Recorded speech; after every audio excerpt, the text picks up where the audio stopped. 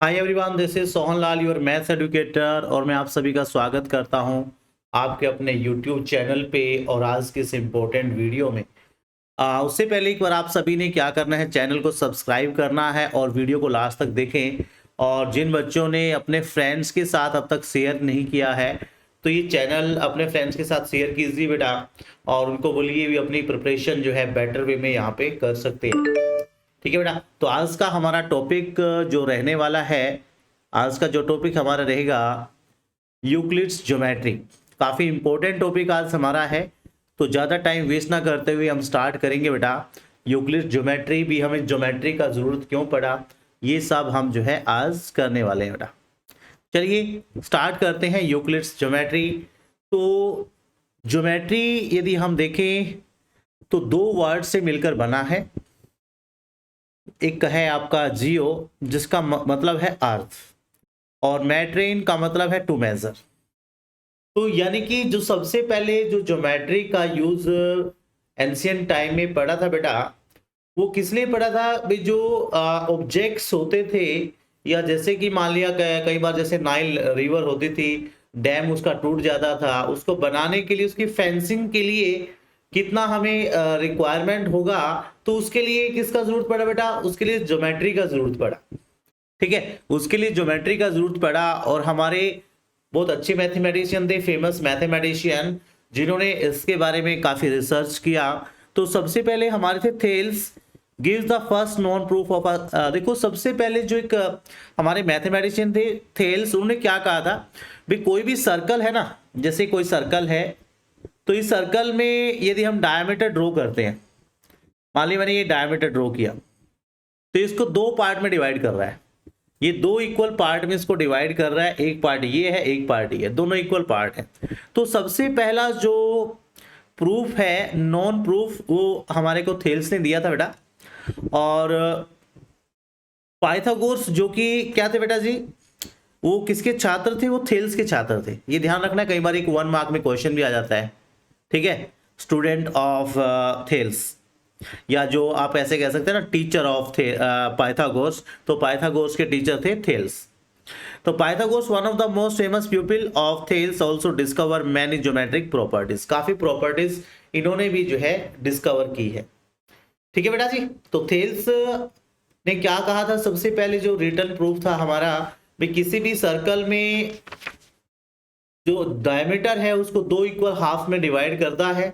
और थेल्स के एक शिष्य थे, उसके प्यूपिल थे पाइथागोरस, जिसने काफी सारे प्रूफ जो है ज्योमेट्री में किए हैं बेटा। जैसे पीजीटी जो आगे हम पढ़ेंगे क्लास 10 पाइथागोरस थ्योरम, तो इसने काफी सारे प्रॉपर्टीज, काफी ज्योमेट्रिक प्रॉपर्टीज इसने प्रूव की है, वो भी हम पढ़ेंगे। तो पाइथागोरस ने भी जो है काफी कुछ जो है ज्योमेट्री के लिए किया है।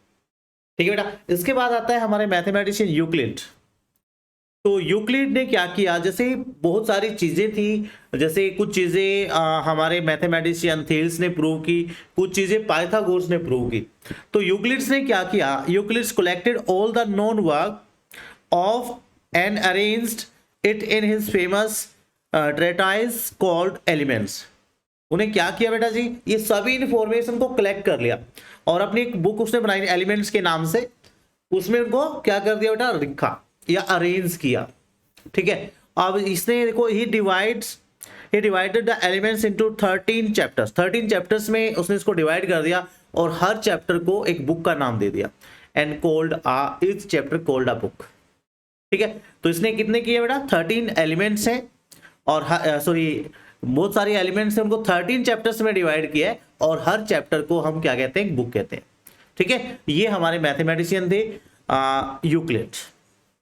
चलिए अब बात करते हैं यूक्लिड्स डेफिनेशन जिनको प्रूव करने का जरूरत नहीं होता बेटा।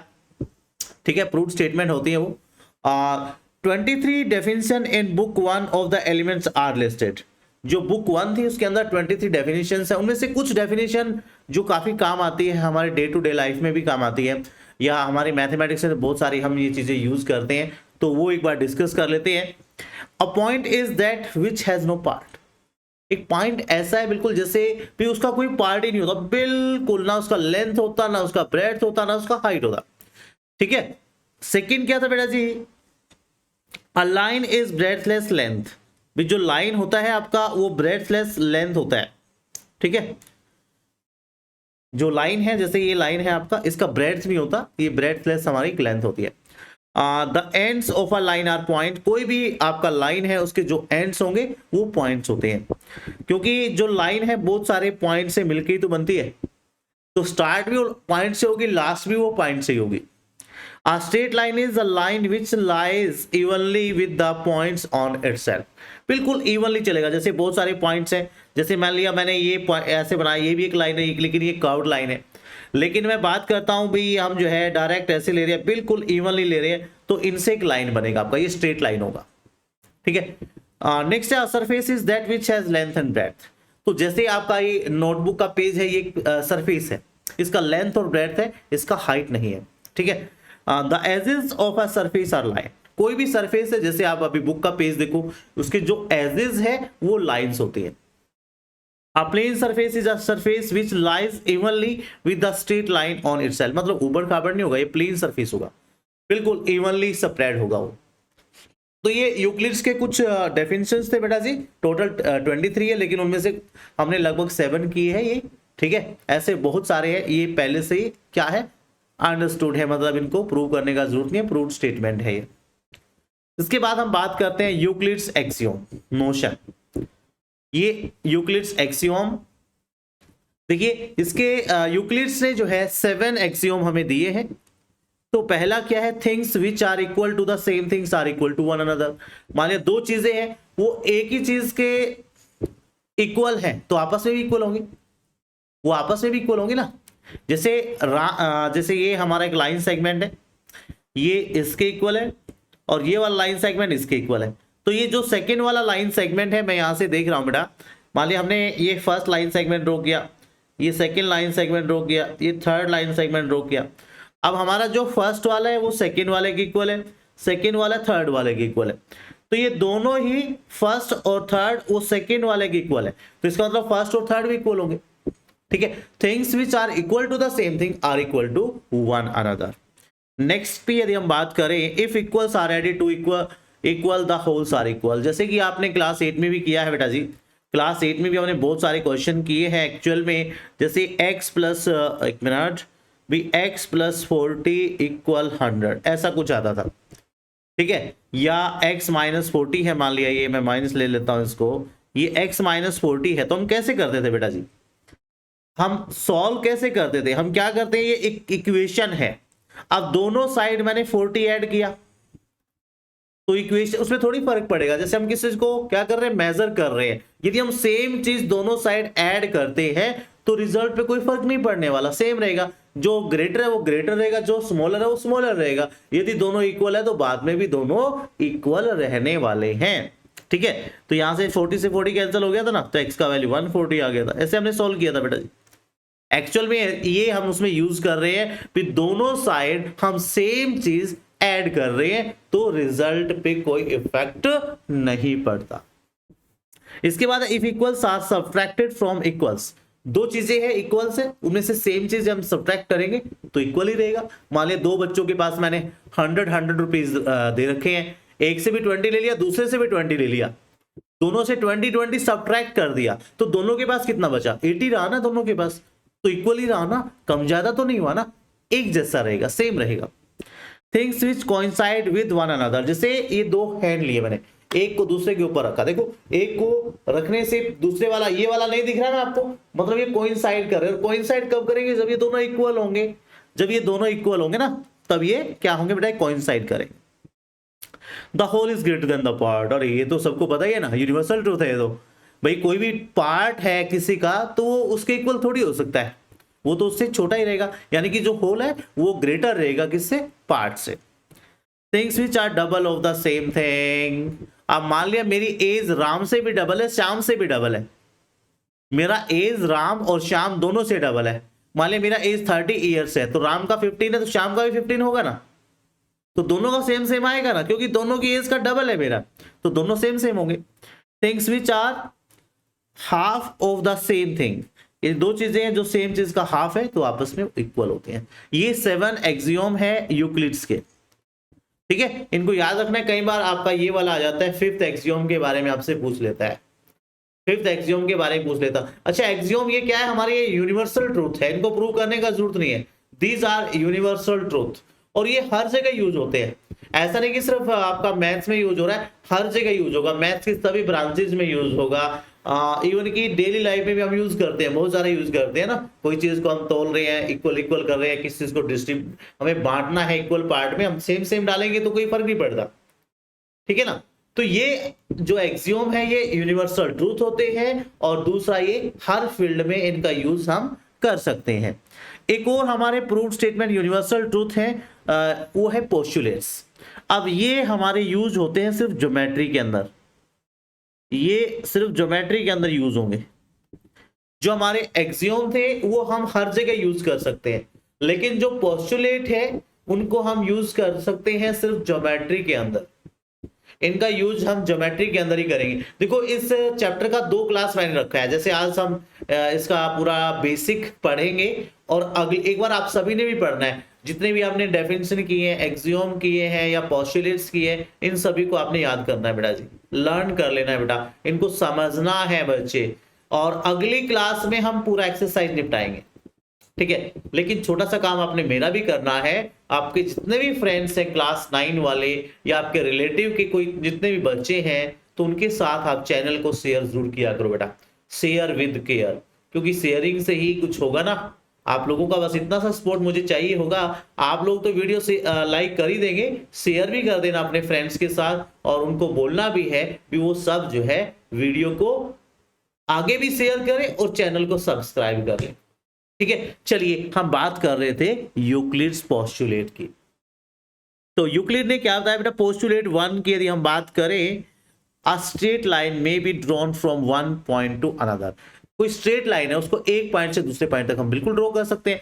मान लिया मैंने स्ट्रेट लाइन यहां से यहां ड्रॉ करना चाहता हूं मैं, तो मैं यहां से स्टार्ट किया तो यहां तक ड्रॉ कर लिया मैंने, तो स्ट्रेट लाइन हो गया। किसी एक पॉइंट से दूसरे पॉइंट तक हम उसको ड्रॉ कर सकते हैं, ठीक है, उससे कोई फर्क नहीं पड़ने वाला। कहीं नहीं लिखा होगा भाई हम ऊपर नीचे कहीं से भी स्टार्ट कर सकते हैं, ठीक है बेटा, कहीं से भी हम इस लाइन को स्टार्ट कर सकते हैं, ठीक है बेटा जी। और हमेशा ध्यान रखो, ये इससे एक चीज का और ध्यान रखना आपने भी, 2 पॉइंट है ना, 2 पॉइंट में से सिर्फ एक ही लाइन पास हो सकती है। 2 पॉइंट में से एक ही, मान ली यहां से लेके मैं यहां तक ड्रॉ करना चाहता हूं, तो एक ही लाइन जाएगी, कोई और नहीं आएगी। भाई दूसरा बच्चा कहे सर मैं एक और लाइन ड्रॉ कर सकता हूं, no. Through two different points we can draw only one line. एक 2 पॉइंट में से एक ही लाइन जो है पास हो सकती है, ठीक है बेटा जी। 2 पॉइंट में से एक ही लाइन पास हो सकती है। और यदि एक पॉइंट है, सिंगल पॉइंट है, तो उसमें से कितना लाइन हो जाएगा, उसमें तो बहुत सारा लाइन हो जाएगा, सिंगल पॉइंट में से बहुत सारा लाइन हो जाएगा। लेकिन 2 पॉइंट्स में से एक ही लाइन पास होगा, 2 पॉइंट्स में से एक ही लाइन हमारा पास होता है, ठीक है। Through 2 distinct points only one line can pass. तो ये हमारा फर्स्ट पोस्टुलेट है। सेकेंड है, a terminated line can be produce indefinitely. A terminated line कौन सी होती है बेटा, लाइन सेगमेंट होता है हमारा। जो टर्मिनेटेड लाइन है वो एक लाइन सेगमेंट होता है, ठीक है। जैसे ये एक लाइन सेगमेंट है यहां से लेके और यहां तक, ठीक है, यहां तक ये लाइन सेगमेंट है। इसको हम आगे जहां तक मर्जी एक्सटेंड कर सकते हैं ना बेटा, जहां तक मर्जी हम इसको एक्सटेंड कर सकते हैं। लो, इसको आगे इधर एक्सटेंड कर दिया, दोनों साइड हम इसको एक्सटेंड कर सकते हैं। So a terminated line can be extend, ठीक है, इन बोथ वेज, या a terminated line can be produce indefinitely in both directions. दोनों डायरेक्शन में हम इसको एक्सटेंड कर सकते हैं, ठीक है बेटा। इजी लग रहा है सभी को, लेकिन इनको समझना है बेटा जी, बिना समझे नहीं बढ़ना आगे। वही हमारी उसका एक कहते हैं लोगो भी है भी, हमें आपका जो फाउंडेशन है वो स्ट्रॉन्ग करना है, ठीक है, फाउंडेशन को स्ट्रॉन्ग करना है। सिलेबस तो अपने आप हो जाएगा, आपका फाउंडेशन स्ट्रॉन्ग होना चाहिए।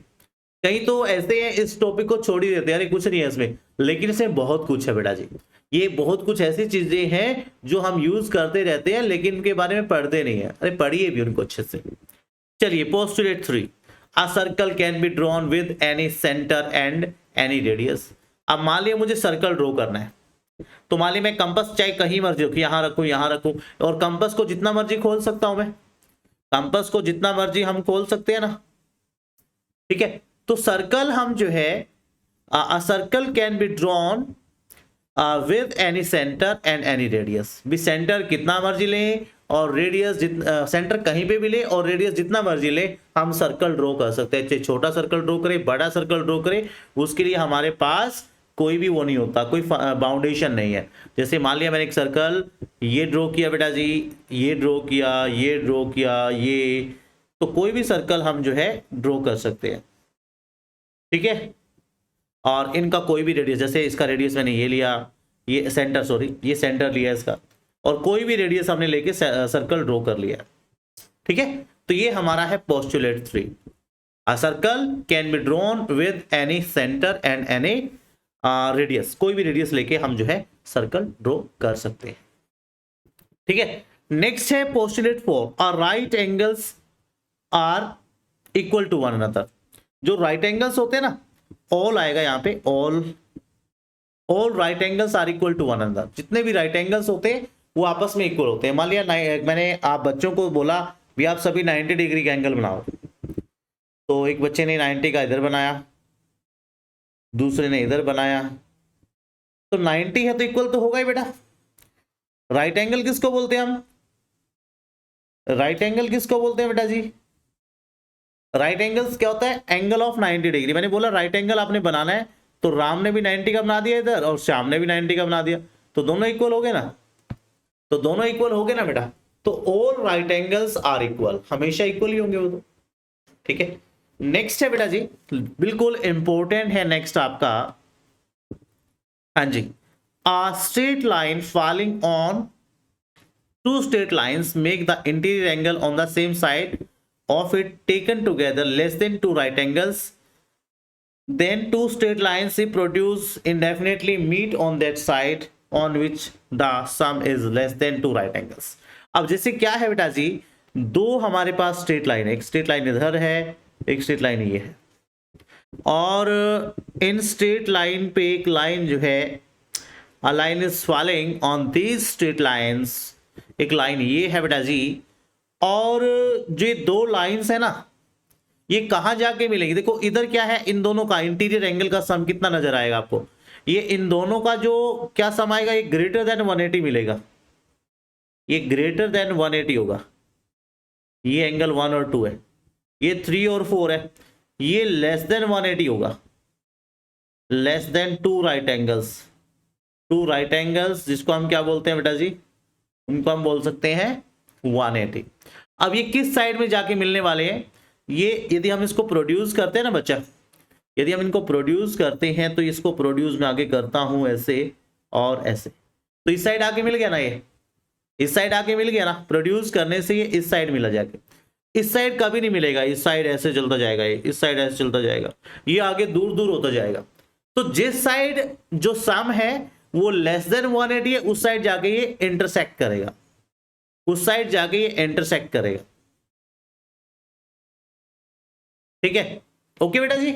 अब यहां पे एक चीज और जो है अराइज होता है, भाई मान लिया अब जैसे दो स्ट्रेट लाइन है, ये दो स्ट्रेट लाइन है,